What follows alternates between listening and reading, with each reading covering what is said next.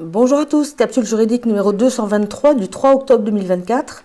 J'ai posté tout à l'heure sur mon canal Telegram un message disant que j'aurais pas le temps cette semaine de vous faire une capsule. Mais ça, c'était avant. Avant, je trouve un article du 25 septembre qui parle de cette procédure qui est en cours depuis plus de 7 ans aux USA à propos de l'ajout de fluorure. Donc fluorure, c'est en français et c'est fluoride, je crois, en anglais, dans l'eau courante distribuée aux citoyens. Donc là, tant pis, j'ai pris le temps de vous faire une petite capsule très rapide quand même. Alors pour ceux qui prennent le train en marche et qui veulent bien comprendre de quoi il s'agit, je vous suggère très vivement de commencer par écouter d'abord dans l'ordre chronologique les capsules 147, puis 180 et puis enfin 219. Et comme ça, vous aurez le détail de toutes les argumentations qui ont été développées de part et d'autre et aussi les parties en présence. Et donc, on revient à ce qui vient d'être décidé, puisqu'en effet, le 24 septembre dernier, un jugement de 80 pages a été rendu. Ce jugement, en fait, c'est plutôt un arrêt, puisque c'est la Cour suprême.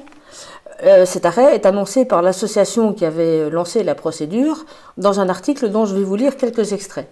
Il dit notamment ceci, je cite, « Nous avons gagné. La Cour fédérale juge que les produits chimiques de la fluoration posent un risque déraisonnable pour la santé.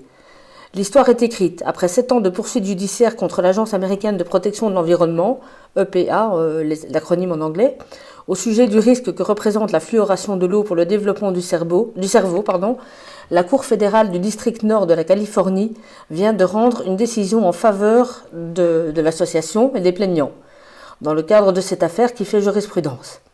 Un tribunal fédéral américain vient de considérer la fluoration comme un risque déraisonnable pour la santé des enfants et l'Agence américaine de l'environnement sera contrainte de la réglementer en tant que telle. La décision est rédigée très clairement en notre faveur. Vous trouverez ci-dessous un extrait de l'introduction de la décision. Donc je passe à un extrait de la décision cité par l'article. La question soumise à la Cour est de savoir si les plaignants ont établi par une prépondérance de la preuve que la fluoration de l'eau potable à des niveaux typiques aux États-Unis pose un risque déraisonnable à l'atteinte à la santé publique au sens de la réglementation. Pour les raisons exposées ci-dessous, le tribunal en décide ainsi. Plus précisément, la Cour estime que la fluoration de l'eau à 0,7 mg par litre, le niveau actuellement considéré comme optimal entre guillemets aux USA, pose un risque déraisonnable de réduction du QI chez les enfants. La Cour estime qu'il existe un risque déraisonnable d'un tel préjudice, un risque suffisant pour exiger de l'administration, donc l'EPA, l'agence qui était partie à la procédure, qui était poursuivie, qu'elle s'engage dans une réponse réglementaire. Une chose que cette agence ne peut pas faire, cependant, face à la conclusion de cette Cour, est d'ignorer ce risque. Ça, c'est le début de l'arrêt. Alors, l'arrêt fait 80 pages. Je vous avoue que là, aujourd'hui, j'ai vraiment pas le temps de lire les 80 pages, mais je vais les lire parce que ça risque d'être fort intéressant. Et si je vois ce qui est probable dans ces 80 pages, des extraits qui méritent que j'y revienne, je reviendrai dans une prochaine capsule. Le moins qu'on puisse dire aussi, c'est que le timing est parfait. Ceci intervient au moment où Robert Kennedy Jr.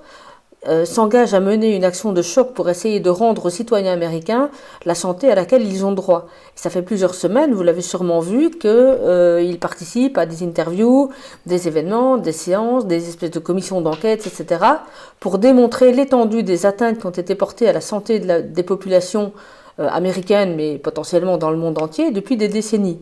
Alors, est-ce que c'est un hasard que cette procédure prenne un tournant aussi favorable juste à ce moment-là ? Moi, j'ai tendance à pas tellement croire au hasard dans un cas comme celui-là, mais bon, ça n'engage que moi. Mais en tout cas, ça méritait évidemment que je m'interrompe quelques minutes pour vous en parler. Quant à l'arrêt complet, je vous ai dit, il fait 80 pages, donc je le lirai dès que je peux, j'ai pas eu le temps dans l'immédiat. D'ici là, tenez bon, bonne fin de semaine, et promis, si je vois passer encore d'autres excellentes nouvelles, je referai une capsule rapide, et peut-être qu'en cherchant un petit peu, je vais trouver un créneau entre 4h et 5h du matin. Bon, je plaisante, je dors quand même. Voilà, donc bonne semaine, à très bientôt, tenez bon, au revoir.